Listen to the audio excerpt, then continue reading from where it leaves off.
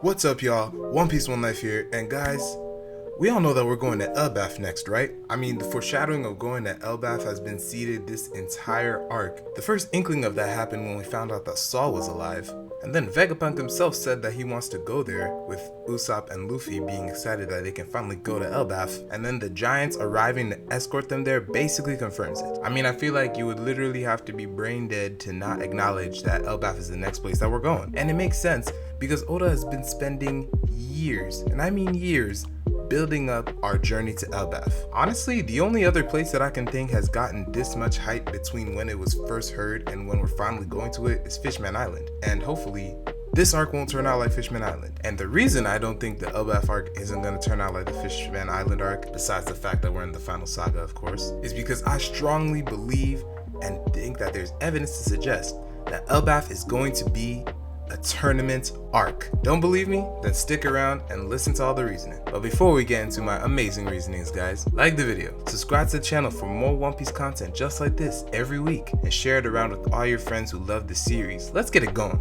The good news is this should be a quick one.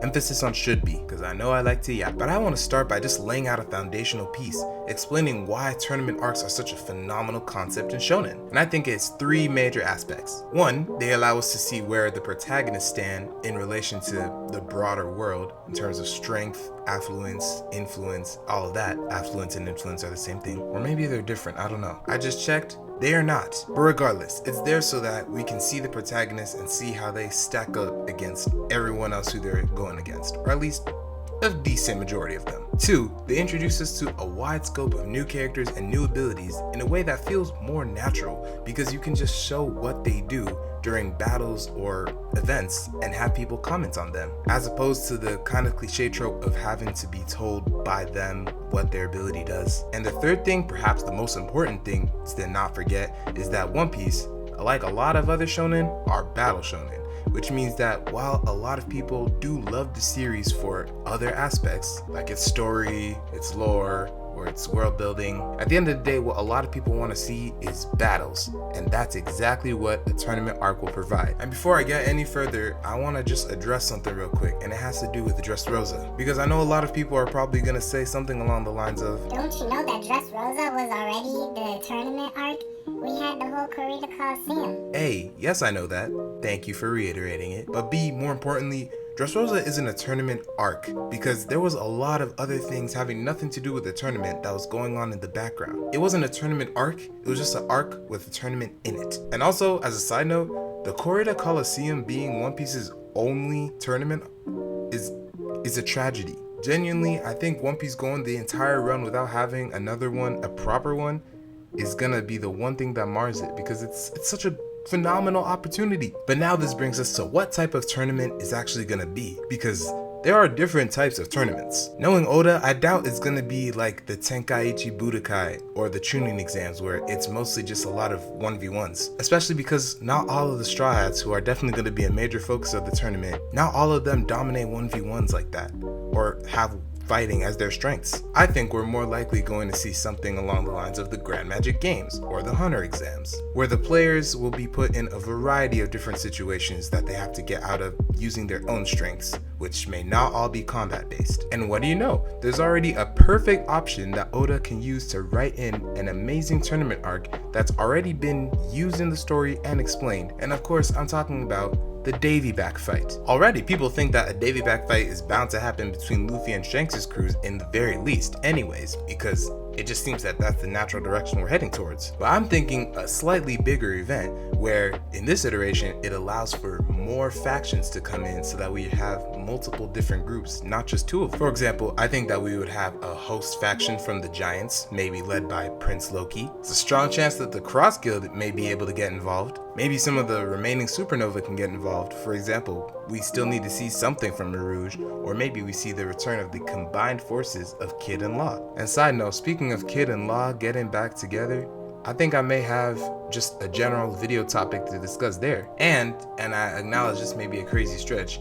but what if there's even a faction from the Blackbeard Pirates? See, if Blackbeard and his crew are there, then there are two ideas that have been floating around a lot that can get reconciled into one. Those are the ideas of Luffy's promise to give Shanks the hat back after he's reached his level and become a great pirate, as well as the idea that Blackbeard kills Shanks, with the order of events probably being able to be Luffy gives Shanks the hat back, a bit later on Blackbeard does something dastardly, manages to kill Shanks, maybe Luffy is even there and sees it, and then is able to take the hat back. Oh, and speaking on Cross Guild for a minute, since we know that Oda needs to start wrapping up the story soon, because, you know, this is final saga stuff now, this also may give a way for the Zoro versus Mihawk stuff to happen. Cause no, think about it for a moment. Without this, when are we getting Zoro versus Mihawk? Genuinely, as an epilogue would be lame. But also, genuinely, I don't know how many arcs are left in the story after Elbaf. So if we're going to the final war and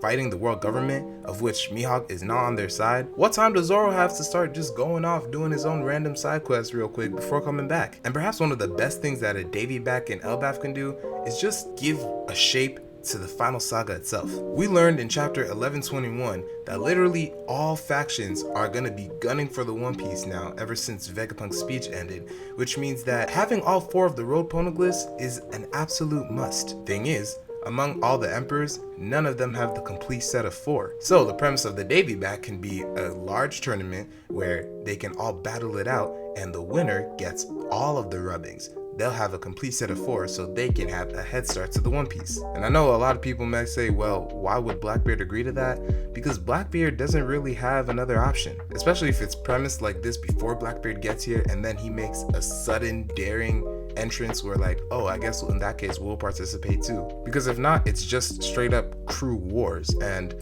I'm not gonna lie, the Blackbeard pirates have been looking very disappointing as of late. Looking at you, Aokiji soloing his crew, and you, Garp soloing half his crew. But then it would also make sense as to why Oda wrote in Kid and Law being decimated by Blackbeard and Shanks, because at that point, they don't have any poneglyphs, but he needs to have a way for them to get them so that they can be in the race. Not to mention, just in general, having the concept of the Davy back that was established way back in Long Ring Long Land finally come back and have a satisfying conclusion, almost like a bookend, and not just be as a one-off gag for Foxy. And I know another reason people may push back against this is because they think that there's gonna be, you know, some other story on Elbaf that we need to turn our attention to, specifically something having to do with the royal family. All I can really say to that is, I mean, what's stopping that from being the case? The subplot of a royal family can still happen, and especially if there's a giant faction, that's how they directly tie into the tournament. So we know that Elbaf is based on Norse culture,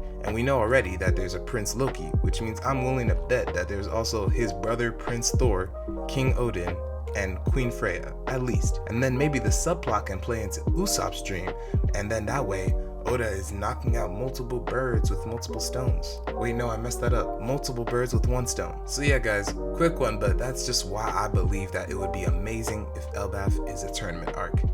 Not to mention, because I really want to see a tournament arc before One Piece ends. But what do you guys think the Davy back is gonna hold? Do you even think there's gonna be a Davy back? Or maybe you think it's just gonna be between Luffy and Shanks' crew?